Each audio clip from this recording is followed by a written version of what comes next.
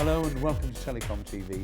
I'm Martin Warwick and I'm talking with Heather Kirksey, Director of OPNFV. NFV and SDN have been sort of a mutually codependent, if not conjoined, and they're getting towards a point where they're meeting not at infinity, but rather sooner than anticipated. Do you think one of these two technologies is more equal than the other? So, from my perspective, SDN is a very important component of any sort of NFV platform or architecture. Is very important to get the virtual network, set up and connections made in order to run a virtual network function. So, within the OPNFV platform, for example, an SDN controller is a key part of what we are incorporating into our end-to-end platform. Okay, now let's move on to OPNFV, of which you are director.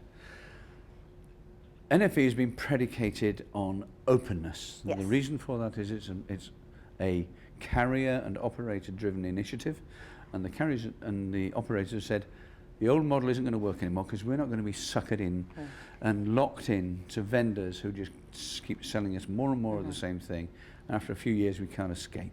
Okay, so we're going to do it in a different way, and one of those ways is openness. But it seems to me that openness means different things to different people. There are several variations of it. What does OPNFV believe in? So, as an open source organization, we believe in the power of the industry coming together in a neutral place to work on solving the problems of NFV together. So, and also from an openness perspective, that we are doing all of our technical work out in the open. Non-members are welcome to join in our calls, to join our mailing list, to contribute projects, to participate. So, for us, it means everyone in the industry is available to participate in what we do, and that everyone has an equal voice, an equal footing. We are technical meritocracy, as most open source projects are, and so that that's a lot of what it means, for us. Part of the what open source really brings in a lot of ways is the problems that we're trying to solve as we are, really fundamentally re-architecting, the network. It's a very complex challenge to try to solve, and so we believe that bringing everyone in the industry together and sharing that innovation and that R&D burden, we can get the answer faster, and we can get a better answer. Okay, the goal, purpose, the remit of OPNFV is to make NFV a reality. So how close are you to making that happen? So we are busily working on our first software release, Arno, which will be coming out this spring, and there are a lot of things that have been going into that. Not just the code, although certainly the code is an interesting aspect. Also, our community lab program. So we're testing the release on hardware. In multiple different environments, our tool chain, our processes, our communities coming together, our continuous integration process.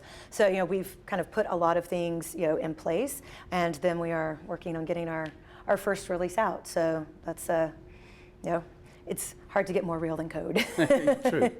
What do you see as the emerging pain points as far as the deployment of real-world NFV is concerned, and how will the OPNFV address that? I think a lot of it is just, as people really start doing things for real, sometimes those raise even more questions. You have the questions that you have when you don't know what you're doing, and the questions you have as you begin to know what you're doing are even more and sometimes harder to answer. We've certainly found that as we've been working on our first release, things that seem like they might be trivial, as we've started digging in and implementing them, we've found all sorts of unexamined assumptions that different people, sort of might have.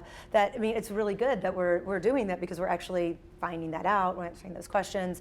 So, I think as people start really, looking at how to deploy these things, for real, I think, it will start raising additional questions. I heard Margaret this morning from AT&T on our board.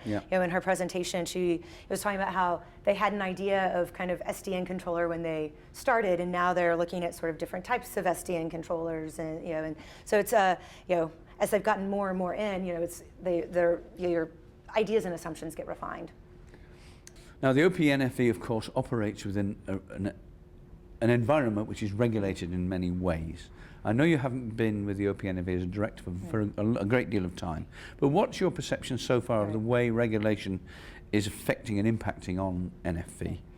From a purely technical point of view, the solution, the platform that we come up with needs to be able to enable the end users to conform to whatever the regulatory environment might require. So, for example, I've actually had a couple conversations already about ensuring, what do we need to do to ensure that lawful intercept, for example, is possible in the OPNFV platform. And I don't necessarily know what the technical answer to that is, but we've started some conversations with folks who do care about that. So I think certainly part of being carrier grade, which is what we're trying to be, means enabling carriers to deploy it in the real worlds that they are in, which means conforming to whatever their regulatory regimes require.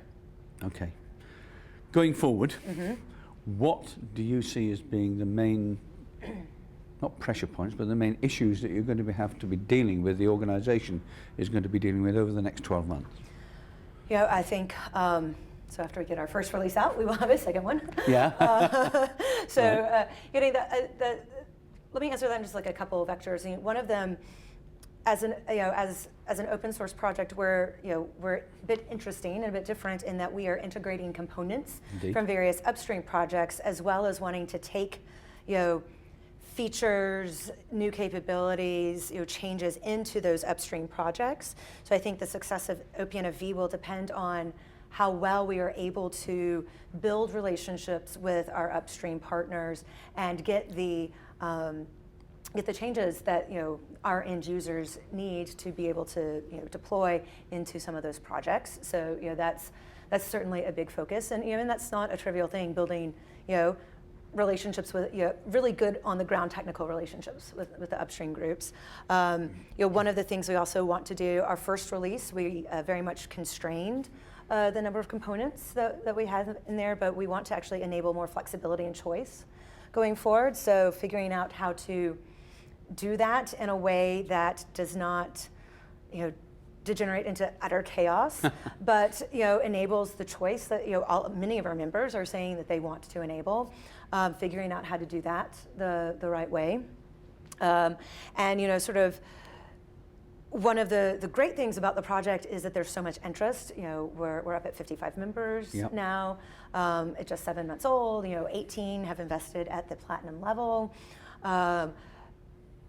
Ensuring that sort of we are really meeting their needs, and that sort of that groundswell of interest actually translates into making something concrete as we go forward that sort of meets the needs of the industry. The great thing is that there's a lot of visibility. The scary thing is that there's a lot of visibility. Exactly. So the first release is going to be fairly soon. What does that embody? So it is our initial release of our architecture of our stack, and so it's an integration of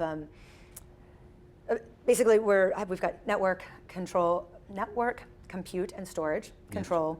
And so we are integrating for that components of OpenStack, using Ceph storage, KVM, open source VM, OpenDaylight as our open source SDN controller, Open vSwitch, and running on Linux.